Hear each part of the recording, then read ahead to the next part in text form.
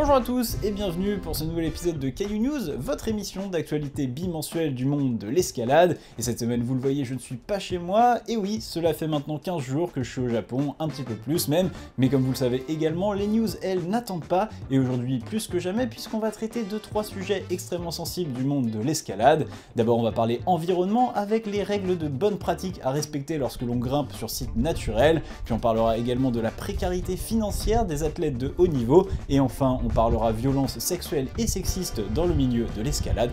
Alors, on est parti.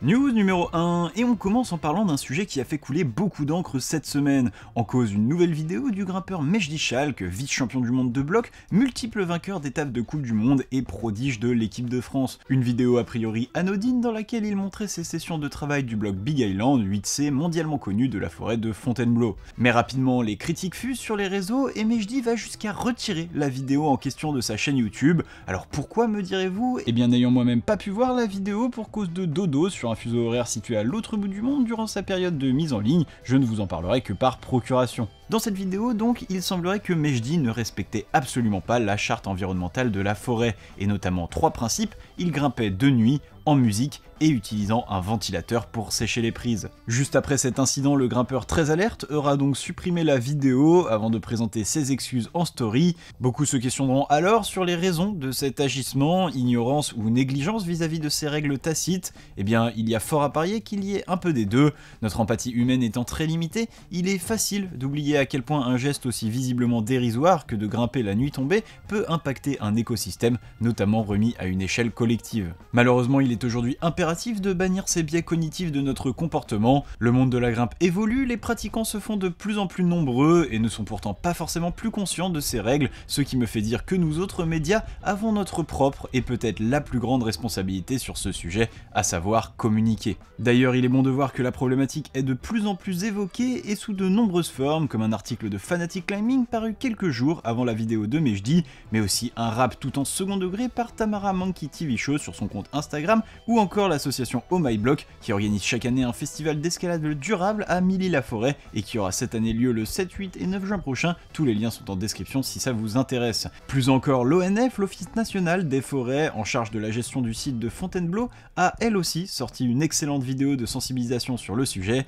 Là aussi, je vous laisse le lien en description. Et d'ailleurs, malgré la coïncidence temporelle assez étonnante, cette vidéo n'a pas été réalisée en réponse à l'événement déclencheur dont nous parlons aujourd'hui, mais en tant que vidéo préventive à l'approche des Jeux Olympiques de Paris 2024 et la horde de touristes qui s'annonce. Enfin, il me semble que pour aller de pair avec ce discours, finir cette news en rappelant moi aussi les règles principales de la grimpe en extérieur n'est jamais de trop. Essuyez vos chaussons avant de grimper, ne grimpez pas de nuit ni en musique sur les sites disposant d'une faune sensible, attendez que le caillou sèche bien après la pluie, l'eau fragilisant la roche, restez sur les chemins pour ne pas détruire la végétation, ramassez vos déchets, utilisez la magnésie avec parcimonie et dans l'idéal évitez son utilisation, surtout pour votre échauffement. Brossez vos marques avec une brosse souple avant de quitter le bloc, n'ouvrez jamais de nouveaux blocs sans l'autorisation de l'organisme en charge de la forêt ou du site en règle générale, et enfin, si comme moi votre règle la plus chère est de vous amuser, n'oubliez pas que respecter toutes les autres vous permettra de le faire bien plus longtemps. News numéro 2, et on continue notre épisode sur une nouvelle thématique polémique mais amenée cette fois-ci de manière plus nuancée,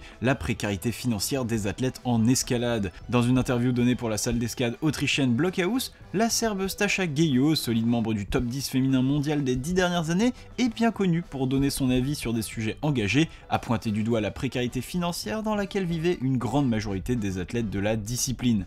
Tout en mesure dans son discours, si elle reconnaît volontiers que la situation s'améliore, notamment avec l'arrivée de la discipline aux Jeux Olympiques et de la vente des droits de diffusion, elle regrette une implication encore trop légère de la part des sponsors et autres marques. Un discours qui coïncide très étroitement avec une petite polémique qui avait déjà fait parler sur notre scène nationale, à peine quelques semaines plus tôt lors des championnats de France de bloc. Alors que la compétition laissait place à la traditionnelle cérémonie des podiums, le chat YouTube s'enflammait devant la maigre récompense financière affichée sur les chèques des médaillés. 300 € pour les vainqueurs, 800 pour les seconds et 350 pour les troisièmes.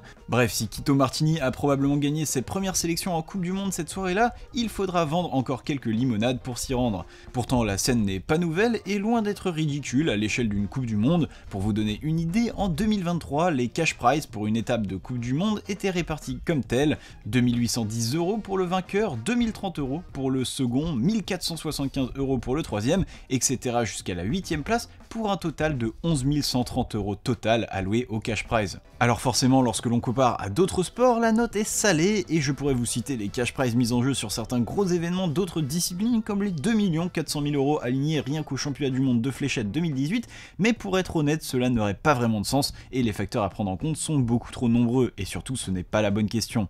On devrait plutôt se demander comment ces sports arrivent à ces niveaux de cash prize aussi élevés, quelles sont les charges investies pour l'organisation des compétitions, quelles sont les recettes de l'événement, bref, une investigation extrêmement poussée que je ne peux évidemment pas vous proposer dans un Caillou News, mais que je mets de côté pour un plus gros sujet. Ceci étant, et malgré cela, certains aspects questionnent, et en premier lieu les retombées des droits TV. Ceci semble y être pour beaucoup dans les revenus d'un sport, et lorsqu'il y a 3 ans, l'IFSC a annoncé la cession des droits de diffusion au groupe Discovery et à la chaîne Eurosport, c'était avec la promesse d'un accélérateur au développement du sport, et on pouvait espérer que les athlètes en seraient les premiers bénéficiaires. Malheureusement, depuis sa mise en place, le cash prize du circuit international n'a pas explosé, loin de là, et on serait rapidement tenté d'inculper la fédération internationale pour cette situation. Or, le but premier de cette cession de droits, assumée par la fédération internationale, n'était pas de trouver une nouvelle manne financière pour l'instant, mais bien de remplir un prérequis pour l'apparition du sport aux Jeux Olympiques, autrement dit un but de popularisation afin de mieux rentabiliser la discipline dans un second temps. Alors, choix stratégique judicieux ou mauvaise gestion financière, encore une fois tout cela demanderait une analyse bien plus poussée que je serais heureux de vous présenter plus tard.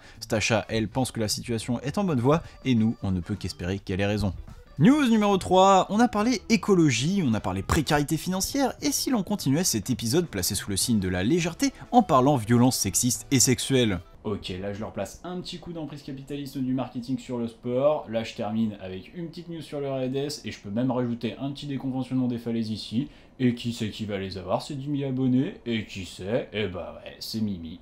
Et oui, car cette semaine, Sophie Berthe, grimpeuse belge de 26 ans, est déjà à l'origine du mouvement Ceci est un torse, qui avait vu des grimpeuses s'afficher torse nu lors du dernier Master of Fire en Belgique, vient de lancer une nouvelle initiative visant à donner la parole aux victimes de VSS, autrement dit les violences sexistes et sexuelles, et notamment au sein du milieu de l'escalade. Car si, comme le souligne Sophie, et comme nous avons tous tendance à le croire, la grimpe est souvent vue comme un milieu utopique où chaque pinte de bière bue après l'entraînement se transforme en douce tisane verveine au contact de nos muqueuses buccales, et où chaque personne n'est qu'amour et consentement, et bien voilà, ici comme ailleurs, notre domaine n'échappe pas aux vices de ce monde. Ainsi déjà en 2020, dans la continuité d'un mouvement de prise de parole commun à plusieurs sports, 4 plaintes pour abus sexuels avaient été déposées à différents endroits en France contre des encadrants d'escalade, mais également un président de club.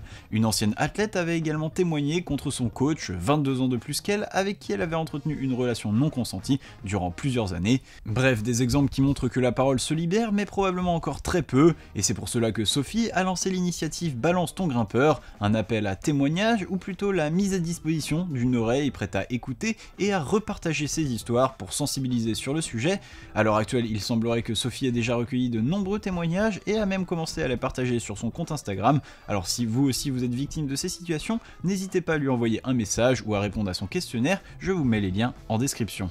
News numéro 4, allez, on laisse enfin les sujets sensibles de côté et on se replonge dans une news un peu plus sportive avec les trophées de la montagne, un événement organisé le jeudi 7 mars par le groupe Niveal Media, notamment détenteur des magazines Grimper, Montagne ou encore Vertical. Il s'agissait là de la première édition de l'événement créé pour mettre en valeur le monde des sports de montagne français, qui manquait jusqu'à présent d'une distinction de ce genre. Alors je ne m'attarderai pas trop sur la victoire de Benjamin Védrine ou Vivian Bruchet respectivement dans les catégories alpinisme et ski, car l'on sortirait un peu du cadre de l'émission. Ceci étant, dans cette soirée, l'escalade aura eu la part très belle avec 2 lauréats dans la catégorie de la discipline. D'abord avec notre falaisiste français Seb Boin, qui malgré une année un peu moins exceptionnelle que son cru 2022, reste tout de même plus exceptionnel que toutes les années exceptionnelles que nous ne pourrons jamais imaginer, avec l'enchaînement de quelques nouvelles voies extrêmes, comme la libération d'Ariégeois Cœur Loyal, 9B, ou la répétition de Move Hard, également 9B à Flatenger. Il partagera d'ailleurs son prix avec Stéphanie Lo Piccolo, grimpeuse méconnue et pourtant seule seule française à avoir enchaîné une voix dans le 9 en 2023 avec Comité d'accueil 9A sur le site de Serranon. Cela avec 2 enfants et toujours un emploi à temps partiel, bref, une véritable super maman. Enfin, dans la dernière catégorie, le prix du jury qui récompensait une initiative originale, écologique ou multi-activité a désigné un autre nom familier, celui de Simon Welfringer. Celui-ci aura pu compter sur ses multiples ascensions alpines, comme la directissime de la pointe Walker au Grand Jurasse et son 9A en falaise avec la voie Sachauffe à Seine, mais surtout son approche des déplacements alliant souvent le vélo avec ses expéditions sur le sol français. Dans le reste des news, Jorge Díaz-Rullo, le falaisiste espagnol qui a récemment enchaîné la voie bibliographie 9B+, vient de mettre en ligne le film de son ascension sur sa chaîne YouTube, un film intitulé Bibliographie, A Story About Scream and Dreams, une réalisation qui lui aura demandé de nombreux sacrifices comme de longues périodes de travail loin de chez lui, mais aussi visiblement l'impasse sur la capacité à se servir correctement de l'eau avec une casserole. Dans la vie, il faut faire des choix, et si le vôtre est d'aller regarder la vidéo en entier, je vous laisse le lien en description. Et on continue avec une news un peu alternative. Alain Robert, ancienne star du free solo en falaise, puis surnommé le Spider-Man français pour ses multiples ascensions d'immeubles en free solo dans les années 90, vient encore une fois de récidiver à l'âge de 61 ans. Il aura cette fois-ci grimpé en free solo les 217 mètres de la GT International Tower à Makati City aux Philippines, avant sa désormais classique interpellation par les forces de l'ordre local. Pour le recensement de la performance, cependant, on notera avec déception qu'il ne s'agit pas d'un essai à vue, puisqu'Alain avait déjà escaladé la même tour en 2019. Enfin, comme à son habitude, le grimpeur français n'a pas rechaussé les chaussons par hasard et a cette fois-ci voulu attirer l'attention pour défendre les droits des Philippines dans la mer de Chine méridionale, récemment réclamée comme territoire légitime par la Chine. Et pour terminer ce reste des news, ce week-end se déroulaient les iconiques Studio Block Masters à Darmstadt en Allemagne, l'une des dernières grosses compétitions amicales avant le début de la saison compétitive. Parmi les participants on retrouvait de nombreux grands noms de la discipline, comme le champion du monde en titre Mika Mawem, qui échouera cependant à la 5ème place en finale, alors que c'est un autre français inattendu qui l'emportera, Arthur Lebris, très performant en Coupe d'Europe l'année passée, terminant ici devant le Slovène Zan Zudar et l'Italien Filip Schenk. Chez les femmes, dans une finale avec une line-up digne d'une étape de Coupe du Monde, c'est Natalia Grossman qui l'emportera avec un 4/4 clinique devant la surprise espagnole Isaïar Martinez et l'Autrichienne Jessica Pils. Et voilà, c'est tout pour les news, et maintenant on passe aux croix de la semaine. Et on commence la semaine aux États-Unis sur le secteur de Buttermilks avec Zach Gaia qui répète The Process, 8C+ bloc, ouvert par Daniel Woods en 2015. Il aura fallu attendre plus de 9 ans pour que quelqu'un en vienne à nouveau à bout. L'américain qui se consacre cette année à l'outdoor, bien qu'il ait pu briller encore l'an passé en Coupe du Monde, avait d'ailleurs été témoin de la libération et n'était alors âgé que de 14 ans. Depuis, l'idée l'aura bien travaillé et les progrès aidant, il aura pu dompter le crux, un saut dans un dévers avant une fin avec chute interdite aux alentours du 7B+, tout ça en une dizaine de sessions sur le bloc, et on espère que son année sera du même acabit. Cap sur l'Espagne, sur le site de la Pedriza pour l'enchaînement de Photophobia, 8B+ bloc par Shona Coxey. Libéré par Ignacio Gonzalez en une seule session, le bloc consiste en de grands mouvements sur réglette, le tout évidemment dans un dévers. Peu de sessions de travail sur la ligne auront été nécessaires à Shona, mais elle ne se prononce pas sur la cotation, étant sa première réalisation dans la difficulté depuis quelques temps, et notamment depuis la fin de sa maternité. Elle espère en tout cas rester sur cette bonne lancée, et nous, on lui souhaite évidemment de revenir le plus vite dans l'émission. Hasard du calendrier, c'est au Japon, pas très loin de là où je me trouve actuellement, sur le site d'ENA, que Toru Nakajima libère Regrets, 8C+ bloc. Dans les croix très bloquesques de la semaine, celle-ci représente peut-être le plus la discipline, avec seulement 2 réglettes et 3 mouvements jusqu'au top. 3 mouvements seulement, mais pourtant 20 jours de travail pour les lier. Au niveau de la cotation, si Toru annonce un 8C+, il préfère tout de même ne pas trop se mouiller, trouvant difficile de juger seulement 3 mouvements, même s'il les trouve quand même plus durs que Lucid Dreaming 8C qu'il avait pu répéter à Bishop. Et justement, quand on parle du loup, direction Bishop aux States avec David Fitzgerald qui enchaîne Lucid Dreaming 8C, un highball qui a la côte, avec déjà 8 ascensions depuis sa libération par Paul Robinson en 2010, et qui aura vu passer quelques noms comme Daniel Wood, Jimmy Webb, Alex Megos, Toru Nakajima dont on parlait justement, et Sean Bailey pour ne citer que. Il s'agit là du deuxième 8C de l'Irlandais après Fallen Angel il y a 2 ans. Et enfin, dernière croix mais pas des moindres, le Tchèque Adam Ondra, toujours aussi polyvalent, vient de réaliser l'ascension flash du blog Luftig Kotil Nalens Oga, 8B+, situé en Suède. Une magnifique arête en toit originellement proposée à 8B+, la cotation maximale jamais atteinte en flash, mais ramenée à 8B depuis, ce que confirme Adam. Derrière, le Tchèque aura même tenté le départ assis, plutôt estimé à 8C, mais sans succès, et donne donc rendez-vous au blog dans un futur plus ou moins proche. Et voilà, cet épisode est maintenant terminé. Comme d'habitude, si vous avez apprécié le contenu, vous connaissez la rengaine, n'hésitez pas à laisser un j'aime sur la vidéo, vous abonner à la chaîne si ce n'est pas déjà fait, à venir nous rejoindre sur mes réseaux sociaux, Instagram, sur le Discord pour venir parler actualité du monde de l'escalade, et pourquoi pas nous soutenir financièrement sur notre page Tipeee, vous trouverez le lien en description. Et moi je vous dis à la prochaine, tchuss!